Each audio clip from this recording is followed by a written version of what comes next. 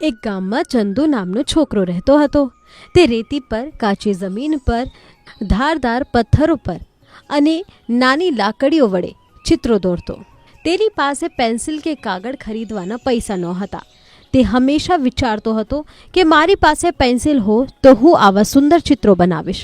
પરંતુ તે દરરોજ પૂરા સમર્પણ સાથે તેના ચિત્રો દોરવાનું ચાલુ રાખ્યું.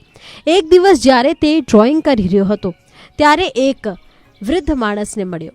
તેણે ચંદુને પેન્સિલ આપી અને કહ્યું, તમારે આ પેન્સિલથી ફક્ત ગરીબોને જ દોરવું જોઈએ, અને જો તમને ક્યારેક તેની જરૂર પડે તો તમે મને આ પેન્સિલની મદદથી બોલાવી શકો છો. આટલું કહીને વૃદ્ધ ગાયબ થઈ ગયો. ચંદુ ખૂબ ખુશ થઈ ગયો. તેણે એક કેરીનું ચિત્ર દોર્યું. વાહ, શું વાત છે! અચાનક તે કેરી વાસ્તવિક બની ગઈ.